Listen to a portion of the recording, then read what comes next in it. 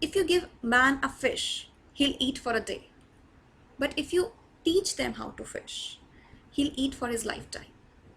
This saying is very much apt in the classroom setting. When students come for answers for their teachers and we provide them answers, we actually make them dependent on us for information.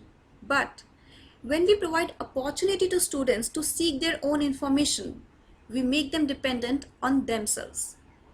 Which of these methods do you think is more suitable for 21st century lifelong learners? In this course of 1 month, you are going to learn different sets of ICT tools which you can use to upgrade your teaching pedagogy. But the question really is, why do you need to upgrade your teaching pedagogy?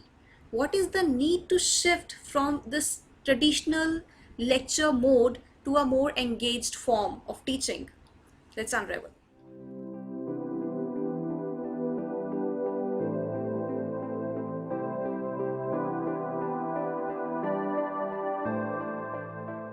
We as teachers need to move away from the traditional stand and deliver teaching model to that of the guide on the side teaching model. We need to start thinking of ourselves as co-learners rather than as teachers. One study claims that effective teachers of digital age learners will be challenged to move away from models of teaching and learning as isolated endeavors. As they model work and learning that reflects inventive thinking and creativity, teachers must become comfortable as co-learners with their students as well as with their colleagues around the world. You'll find this reference for the study with other reading materials at the end of the session. The question, however, is that what is co-learning?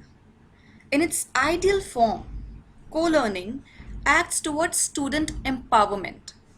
It dismantles asymmetrical power relationships in the classroom. It builds a more genuine community of practice.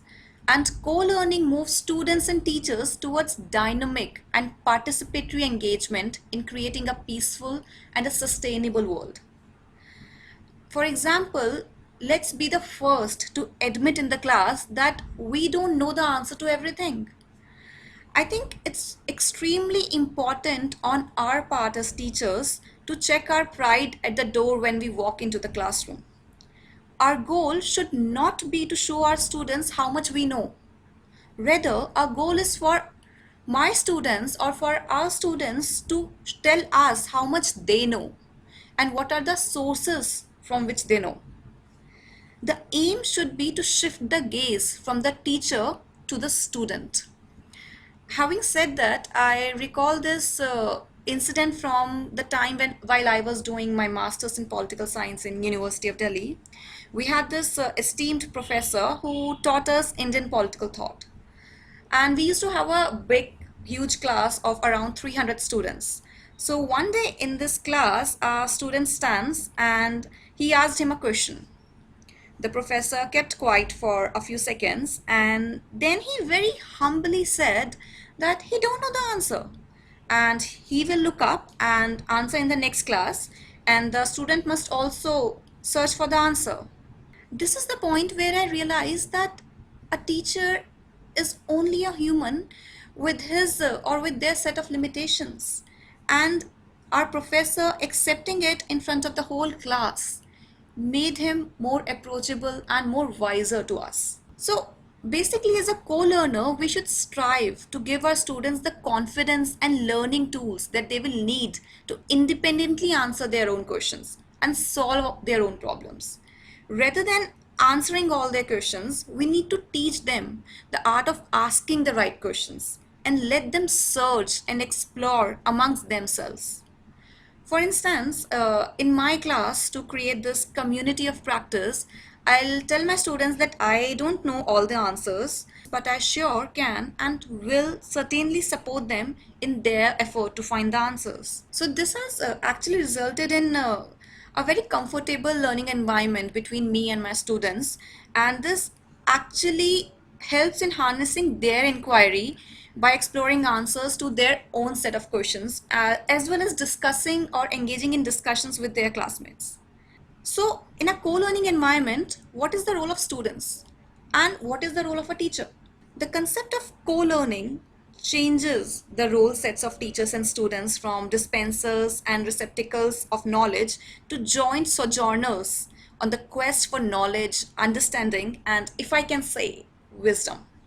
Positioning oneself as a co-learner when teaching requires much unlearning of cultural conditioning because it challenges the traditional authoritative, dominant, and subordinate role sets in learning environments and the unequal power relationships in wider spheres of the world. The student then assumes the role of an empowered inquirer, where they can ask anything they want to and discuss anything very freely. To enable this culture, I have, in my limited teaching experience, experimented this with this one very simple thing. So, what I do is at the beginning of any semester, I set two rules for my class. One of them is to clearly tell them that there are no right or wrong answers. And there are only answers on which we all can work together and improve together. I've personally seen the shifting dynamics in the classroom once students believe my word. Those who feared engaging in the classroom earlier try to make an effort gradually. As a co-learner, our role also changes. We are now no longer can be the one giving a monologue, as one I'm giving right now. We need to present ourselves as enhancer of critical reflections in our students. One who assesses students' knowledge and builds scaffolding to extend that knowledge to a broader and a deeper understanding. Assuming this kind of role removes us from the pedestal of a sage who preaches or knows it all. We are not Google, and honestly, we should not aspire to be. We should not even try to remove the use of technology by students in class or otherwise. Rather, we should let them use it and gather as much as information as they can. Our role is to take that information, take that knowledge, and transform that knowledge into a pedagogical exercise. And this will only be possible if we believe in being dissatisfied Socrates rather than satisfied pigs. Think about the following statement: tell me and I will forget. Show me and I will remember. Involve me and I will learn. We as teachers who stand and deliver, we are just telling and showing students rather than involving them. But when we assume the role of a co-learner, so co-learning with students involves them in the learning process and they are more likely to learn the information rather than just remembering it or even worse, forgetting it. Another important thing as being a co-learner is to find the correct balance to integrate technology and not just to add it. Now, the tools which you all are going to learn in this 1 month cannot just be mere extensions in your teaching. They need to be blended in. There is no point, for instance, to use an interactive whiteboard as a technological vehicle for delivering information to their students if we are just going to give a monologue. Merely using the latest technology will not help if that ICT tool is not being used to co-create a learning environment. The best practice of teaching is not technology, but it rests on 4 C's: collaboration, communication, critical thinking, and creativity. Now, how do we do this? Many of our colleagues from science or commerce background may believe that the lab component serves the purpose of engaging students. But what we miss here is that most of the time students make hypotheses and perform experiments with no doubt about what the outcome is or at least what it should be. While these labs certainly allow students to emulate some parts of a scientific process, it actually does not challenge them to abstract a problem, to design a less than obvious data collection process, or to evaluate the legitimacy of an outcome. In order to challenge the creativity of students and increase their design abilities, we as teachers need to assign or maybe otherwise encourage students to tackle problems that are not directly addressed by a textbook. Even going as far as letting them choose their own ideas to study within the bounds of the topic at hand, obviously, but the topics even we as teachers may be unfamiliar to. This, however, requires trust in students to choose appropriately challenging topics, which is a skill to facilitate, and trust in our own abilities to learn along with them and even let them be the experts on a particular topic. This may seem daunting and like losing control of the classroom, but in fact, it's actually freeing.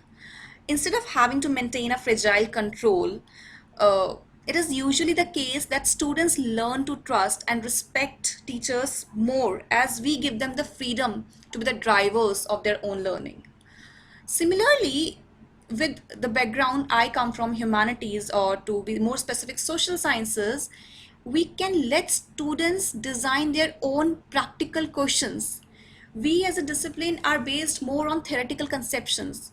We as teachers can actually let students in designing project which are based on real life problems where we can apply the perhaps where we can apply the concepts of freedom, liberty, and likewise. So, as a way of summing up, we can broadly categorize these five major performance indicators, which can be used as an open formula or as a guide for teachers. So, as co-learners, we should strive to facilitate and inspire student learning and creativity. We should use subject matter and technology to facilitate experiences that advance student learning, their creativity, innovation, inventiveness, reflection, conceptual understanding, thinking, planning, and creative process. We need to design and develop digital age learning experiences and assessments. We need to develop and evaluate technology enriched learning and teaching assessments by incorporating the ICT tools to maximize learning and develop knowledge, skills, and attitudes. As teachers, we should address students' diverse learning styles and provide them multiple and varied resource and assessments. Similarly, we need to promote and model digital citizenship and responsibility. As a community, we understand the responsibilities and risks involved in digital culture. And we need to make our students accountable for the same and expose them to the legal and ethical behavior involved in such kind of practices. And lastly, we need to engage in professional growth and leadership. Teachers continuously improve their professional practice, model lifelong learning, and promote and demonstrate effective use of digital resources and tools. This online induction training program is one such endeavor where we all are trying to delve into the areas which are new to us. So all these criteria emphasize not only on the changing nature of pedagogy and the need for us to catch up with this, but it also hints at the role of teacher as a lifelong learner, or to say the co-learner in classroom, and thereby reviving the very art of enjoying our own classes. But all of this is only possible if we have a classroom where everyone is included and everyone is heard and respected. So in the next module, we'll try and discuss the responsibility of a teacher in building an inclusive classroom.